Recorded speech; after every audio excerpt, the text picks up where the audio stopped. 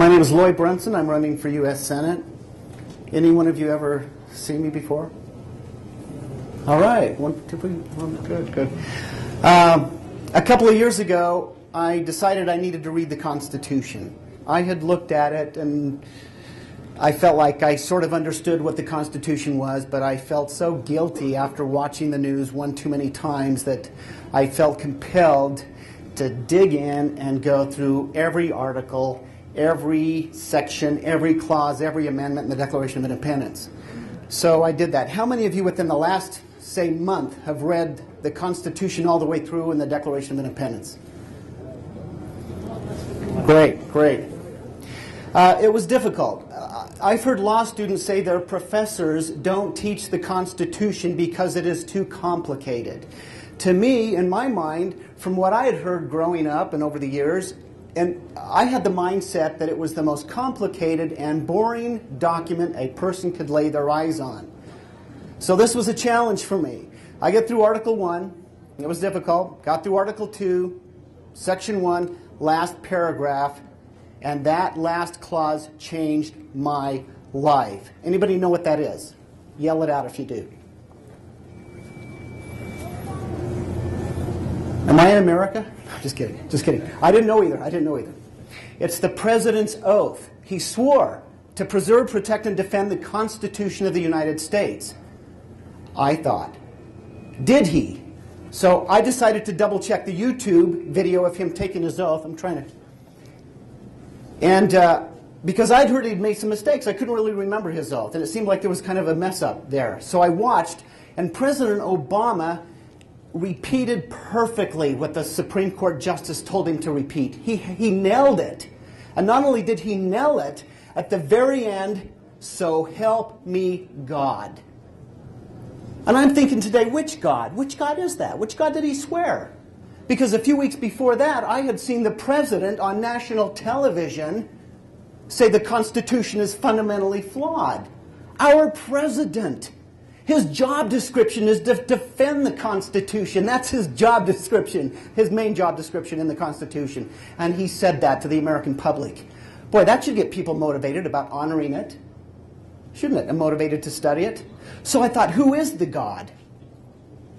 And so as I continued to read and read, and then as I was reading the Declaration of Independence and found 4 references to God, boy, we have some Supreme Court justices that would like to rip those 4 references right out of the document. But the second clause, the most important, I think, to us as citizens of this country, and actually to people of the world, is that it is a self-evident truth that we have unalienable rights from our Creator. A self-evident truth. What does that mean, self-evident truth? And then back to the question, who is this God that they're talking about? Well, for 4.5 months, the signers of the Constitution scrutinized every single word with its definition. And then they signed their names to it. They agreed. And if you look at Article 7, we can see who that God of the Declaration of Independence is and the God of the Constitution. And who is it? Does anyone know? There are 2 words in Article 7. Here are 2 more words that I'm sure at least 5 Supreme Court justices would like to rip right out of the document. And maybe that's why they feel it's fundamentally flawed, or one of the reasons. Those 2 words in Article 7, our Lord. So we have unalienable rights, and we have a document. Oh, am I out of time? Dang. Okay, well, I go to Washington, D.C. I want to expose the oath breakers, expose the oath keepers, and legislate constitutional policies and get rid of the Fed, restore those powers to the Congress. It'll eliminate the national debt. It'll eliminate need for taxes.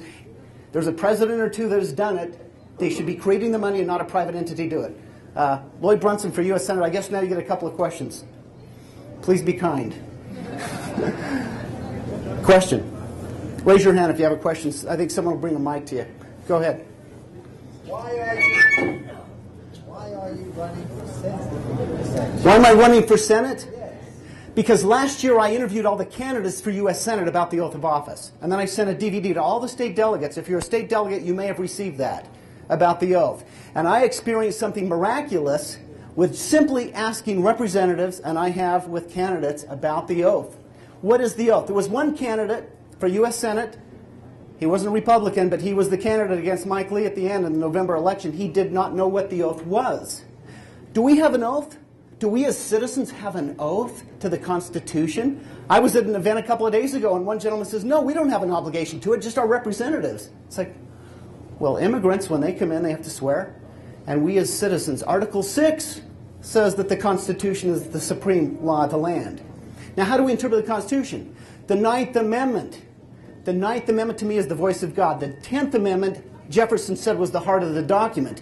But the 9th Amendment says, the enumeration in the Constitution of certain rights shall not be construed to deny or disparage others retained by the people. So I say, hey, Congress, hey, Supreme Court justices, no construing. And as the people understand their unalienable rights, they will be able to hold their feet to the fire, and they won't allow the nonsense that's going on in Washington, D.C., but it's got to be the people. So I'm for, and I'm working on a campaign of public awareness so that the people can get behind their representatives and them keeping their oath and the people keeping their oath and changing things back to the miraculous situation that we had when we had more oath keepers.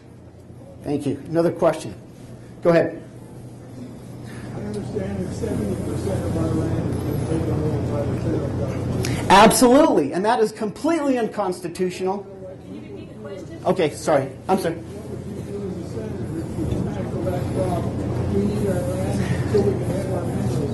I'll tell you what I'd do. I'd help Morgan Philpott as governor to get them all back 100% because they should not belong. They should not belong to the federal government. The Constitution denies them that. So, anyway, good question. Thank you. Another question?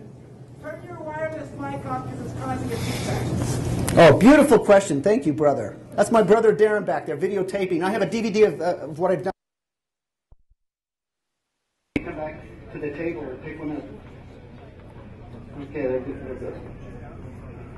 Is there another question? Yes. In the media business, I've been a musician, trumpet player. I have 3 brothers, and we play trumpets, and we got on national television, got on The Tonight Show, and got on Christmas in Washington with President Reagan. I got to meet him, and I gave him some music, and he sent me a letter, and sent us a letter, and thanking, and said he liked the music. I hope he did. So, and then I'm in the media business. I'm part owner of a studio, recording studio, television. We're going to start providing programming and start providing another venue for people to see what the representatives are doing. We're not seeing what they're doing. The press is supposed to be asking questions to our representatives constantly about the Constitution, about their oath. It's amazing how revealing just simple questions. Ask your representatives, ask the candidates, hey, what is the oath? What's the penalty for breaking the oath? Historically, it was you incur the vengeance of God upon you. That was one problem. It was called perjury, and in some cases, treason. And what's the penalty for treason? Well, high treason is death. Giving aid and comfort to the enemies in the United States, which Ben Bernanke is certainly doing, is even if it's low, if it's the lower version of treason, is imprisonment, a $10,000 fine, and being barred from holding public office the rest of your life. Of course, Ben Bernanke doesn't hold public office. That's a private entity, a private corporation. He didn't even have to be sworn in.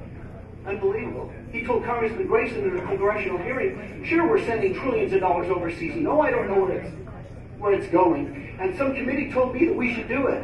And Congressman Grayson says, wait a minute. Article 1, Section 8 says money from the Treasury has to be legislated. You don't have our permission. And you know what Ben said? We don't need your permission. It's not coming from the Treasury. But the Treasury gets the bill for it. I tell you, there's a lot of horrible stuff going on. Was that number 3 question? Am I done? Brandon, am I done? Was that 3? Thank you very much. God bless you all, and study the Constitution and protect your rights. Thank you.